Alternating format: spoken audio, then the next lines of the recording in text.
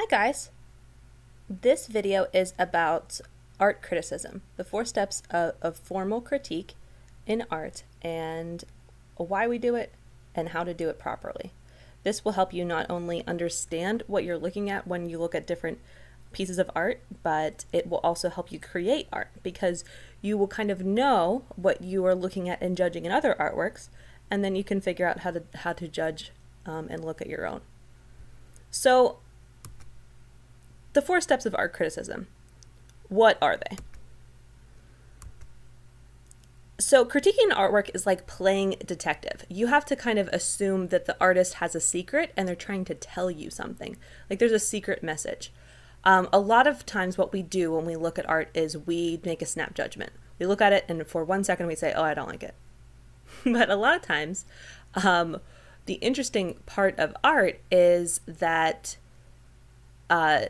there's so much more going on underneath the surface that we have to decode. There's a secret message. There's a mystery to solve. So your job is to find the message and solve the mystery and to not make a snap judgment on a piece of art because a lot of times you don't know the backstory. So there's a simple 4-step approach that is, widely recognized that helps you find the hidden message in art. So the first one is description. You just have to describe what you see. Then we analyze it. Analysis is step 2. How is the work organized? Interpretation is what message does this artwork communicate and how does it make you feel? And then the judgment is this a successful work of art or not? And the cool thing is the first 2 are, take some skill. You have to describe what you see. You have to be objective. You can't have your opinion. The analysis, you have to know about the elements and principles of art, which I've already taught you about. And then interpretation and judgment is all up to you. You as the viewer, no matter what you're looking at, you matter. Your opinion matters, and that's a big element in critique. So let's go through them with a little bit more detail. So description. Description is making a list of all the things you see in the work. The size of it, the medium used. So medium is the fancy art word that means what is it made with? Is it paint? Is it pencil? Is it clay? What is it? So medium, the process, the subject. So what is it a picture of? What is it a sculpture of?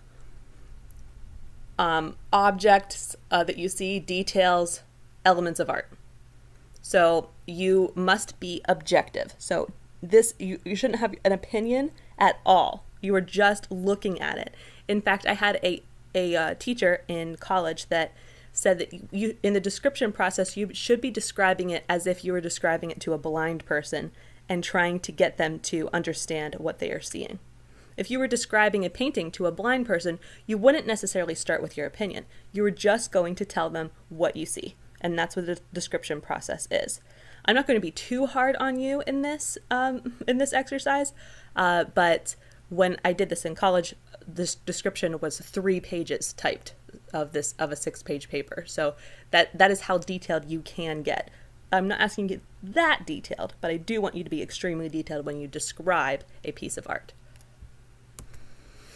The analysis is how the elements and the principles of the art are used to organize the art element. So what do you see? Value, shape, form, space, texture. Do you see contrast? Do you see emphasis? What are they emphasizing? I want you to use the elements and principles of art that we've learned about to describe it further. So what do you see going on here in any picture, any sculpture that has to do with the elements and principles of art? The analysis is kind of using what you've learned to good use. So applying what we've been talking about. Interpretation is explaining or telling the meaning or mood of the work. So you can make guesses about it. You can make guesses about what you think the artist means. You can say what you feel. You can use your intelligence, imagination, your courage. Don't be afraid to make an interpretation that is different from somebody else's. This is your opinion. This is how it makes you feel. If you're looking at a piece of art and it makes you feel happy and it makes the next person feel disgusted, it doesn't matter. That's your opinion. Your opinion matters. So you are different from other people. This is where you get to talk about how something impacts or what it means to you. So remember to make sure that when you tell me how it makes you feel, or you tell me the meaning that you're getting from it, you tell me why. So you can explain or tell the meaning or mood of the work, but you have to tell me what about what you're looking at makes you think that. And then the last step is judgment, or evaluation. So I call it both, but evaluation or judgment is determining the degree of artistic merit. So this is basically telling me whether it's a success or not. You may use aesthetics to help you decide. So you can say, I think it is a success because of they really used value very well. They really used color very well. It looks realistic, and that's what they were going for. You can say it communicates what it was supposed to communicate. A lot of times, before we get to the judgment stage, it's really important to research what you're looking at and look a little bit more into what the artist's intent was. Because sometimes it's hard, if an artist wasn't going for photorealism, we can't judge them on that. So sometimes it's really important to research what the artist was looking for, or what their goal was before you make a judgment. Because sometimes that will change your overall opinion. A work can be very successful aesthetically, but you might not want to have it in your house. Or you might have a piece of art that does display a lot of skill, but it's not necessarily communicating something that you would want it to communicate. Maybe it's not coming across effective for what their intent was, or maybe it is. So judgment is really important, but there's a little bit more to it. So I want you to think about that when you're trying to judge art. So we are going to practice with a famous piece of art by Andy Warhol. Pittsburgh native. You've probably seen this before, and you've probably been confused about this before. Why are we looking at soup cans? Why is this considered art? So I want you to take a good look at it, and then we're going to go through the different steps. Okay, first of all, make a list of everything that you see. So I see soup cans.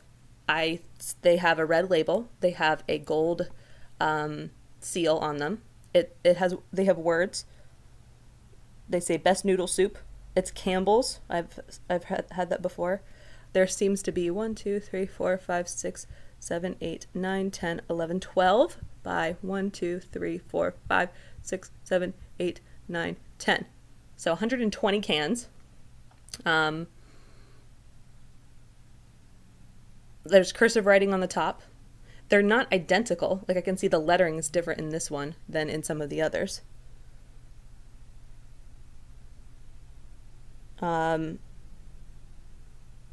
They're kind of 3D. They look to be stacked. I can tell that there's depth, like it goes back, but there's not a whole lot of shading. I see right here in the description down here that it says that it's oil on canvas. Good to know. So oil paint. That's interesting. All right. Now I think we can move on. So what art elements are used? What colors are used? About how large is each can? Are the cans spaced evenly? In what way is the bottom row of cans different? Okay, interesting. So let's go back and look at it again. Elements of art are definitely color. I see colors. I see line. I see shape. I see implied form. It's not totally 3D, but they're getting there. I see repetition as far as principles of art go, right? You guys see repetition, rhythm, pattern, whatever you want to call it. Symmetry?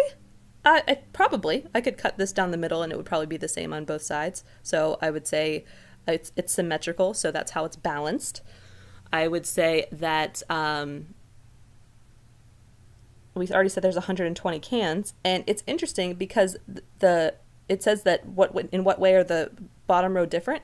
The bottom row is cut off. It looks like it just keeps going, right? So that's interesting. I see shape, geometric shapes. All right. That seems pretty good. I could keep going forever, but we'll stop there. The cans are spaced kind of evenly. There seems to be a bigger gap here and here. I'm not sure what that's about, but okay. All right. What message does this artwork communicate to you? That's totally up to you. Why do you think the artist made the bottom row different?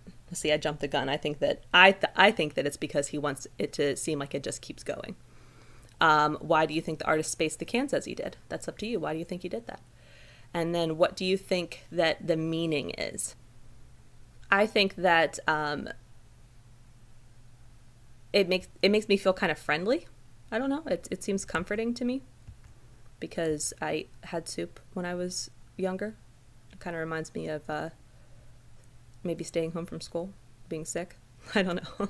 Something like that. Soup always makes me feel happy. It also kind of makes me feel a bit stressed out. I don't know how you guys feel, but it's like a lot of clutter. So kind of both are going on in my head. But this step is totally up to you. And then,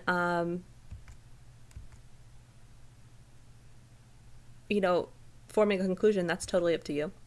And then tell me what you think of it.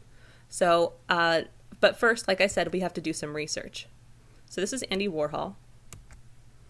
And it says, so he began in McKeesport, Pennsylvania, right outside of Pittsburgh. If you guys are from the Pittsburgh side of the state,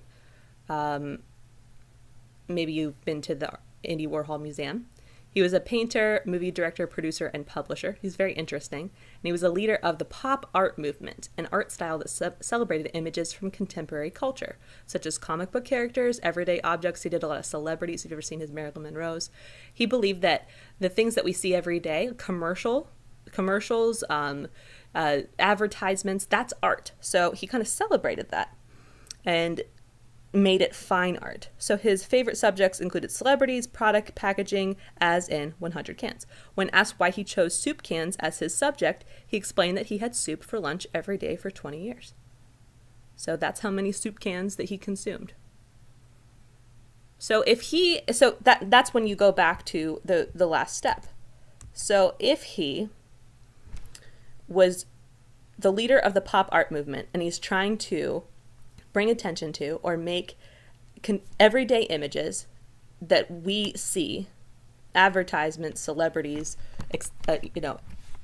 products, etc., as art, and he is trying to kind of show that he ate soup every day for 20 years, do you think it's a success or not? You don't have to like it, but do you think that he achieved what he set out to? If you don't think it's a success, then in your critique, your writing assignment, I want you to tell me why you think an artwork is a success or not. And just be able to tell me why. You're not going to be wrong. All right. So now you have gone through all the steps of critique. And now it's time to practice.